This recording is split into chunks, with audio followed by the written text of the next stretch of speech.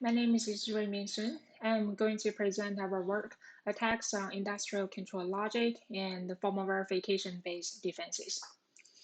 So security in cyber physical systems are critical. Over the years, we have seen various attacks, starting from the 2010 Stuxnet to the recent ransomware in different critical infrastructures. And these attacks comes from various vulnerabilities inside the PLC that are controlling the critical infrastructure. So this motivates us to investigate the security of PLCs in the research papers. And we are particularly interested in control logic modification attacks because these attacks can change the behavior of PLC control logic, and it also covers most of the vulnerabilities from the previous heat map. And we are also interested in formal verification-based defenses because it's unique and practical to the PLC industry. And PLCs, because they have limited memory and are less tolerant to false positives, and they have also been used in the industry for some time. Well, we do find existing research tend to be ad hoc for both of the areas, and these areas are still new to the security community. We find our systematization will be necessary for our community. So before jumping to the research papers, let's have a quick background introduction of the PLC. So the source code of the PLC is usually developed in the engineering station, and it'll compile the code into binary or bytecode and transmit that to the PLC hardware. Well, inside the PLC hardware, the program is running in an infinite loop, causing a scan cycle. Well, within each cycle, it takes the input from the sensors and updates the output to control the physical processes. So in this case, it's a traffic light example. So the input can come from the button a pedestrian press to cross the street, while the output will control the light status of green, yellow, and red.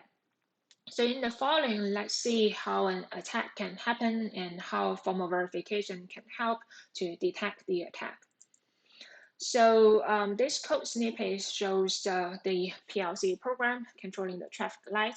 So besides the pedestrian button, we also have a sensor for detecting emergency vehicles, and we control the light status for both the NS direction and the EW direction in the intersection. And the logic of the program will change the light status based on the sensor input. So normally, if an emergency vehicle is sensed in one direction, the sensor will stay on until the light is finally switched to green.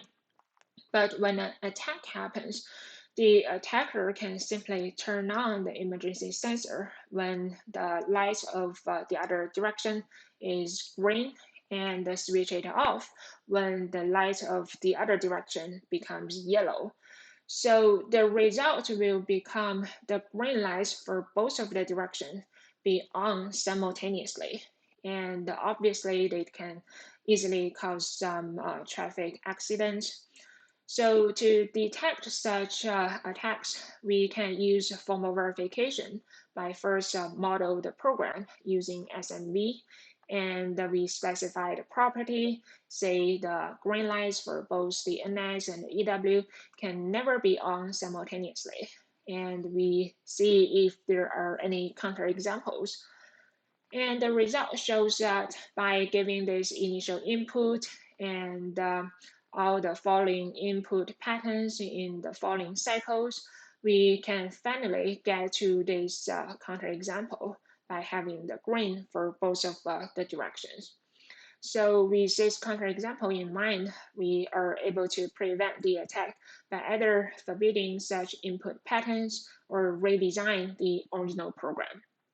So now we are clear how the attack and the defense can happen.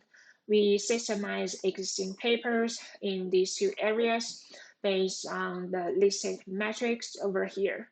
So specifically, we are interested in the challenges in defending the attacks, including the advance of the attacks and the insufficiency of formal verification. We also categorize formal verification based on different research topics, including behavior modeling, state reduction, specification generation, and verification.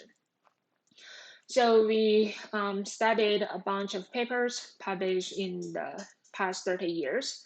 And based on the results, we are able to find a list of challenges. So due to the advance of attacks, we found it's especially hard to protect the confidentiality and integrity of the program I/O because many of the program input and output are public infrastructures, like say the traffic light sensors, and they can be easily accessed by the attackers. And sometimes the attacks can be stealthy or simply targeting the implicit or incomplete specifications in formal verification. Well, formal verification itself is also insufficient in defend the attacks. So we found that there's a lack of plant modeling or modeling evaluation in behavior modeling. And when we perform state reduction, we found there's a lack of ground truth. So we simply don't know if the states we reduce are actually related to safety or security properties. Well, in terms of specification generation, we also found difficulties in generating the domain-specific properties automatically. And this becomes even harder with the evolved system design, so the original specification may easily become outdated. Well, to verify the programs, we found there's a lack of benchmarks for different verification techniques, as well as open source automated verification frameworks. So based on those challenges, we are able to provide a list of recommendations for future research studies. So we recommend plant modeling so that we can formalize more accurate and complete program behaviors. We also recommend input manipulation verification, as we have seen various attacks using input manipulation. We can basically adopt the Orpheus prototype in the PLC setting by checking the event consistency between the PLC program and the working environment, which is the plant model. So to reduce the state, we find it's interesting to investigate the relationship between the unrelated states and the original program. So the unrelated states are usually trimmed to avoid state explosion problems, but sometimes those states can be related to unnoticeable unsafe behaviors. For example, a stealthy logger that can leak program critical information. So we found it's interesting to perform automatic program cleaning based on the stealthy code while we reduce those unrelated states. Well, we also found it's interesting to automatically generate domain-specific properties, but based on more realistic settings by considering security verifications and supporting arithmetic operations in multitask programs. We found incremental specification generation to be important as well, especially based on the fast evolving system design. So basically, we need to consider a full chain of programming behaviors based on all the interactions that a PLC program can have and update the specification in the dynamic spectrum. And of course, the specifications have to be compatible with existing properties.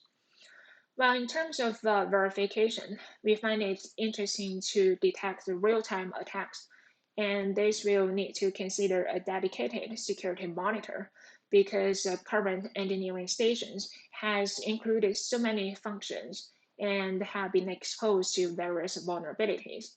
We also suggest the development of open source tools and benchmarks so that we can perform evaluations on different models and verification techniques. And from the security perspective, we suggest a set of security metrics that are vendor specific, vendor independent, and having industrial complexities. And last, we suggest multitask verification because a lot of attacks are targeting multitask programs.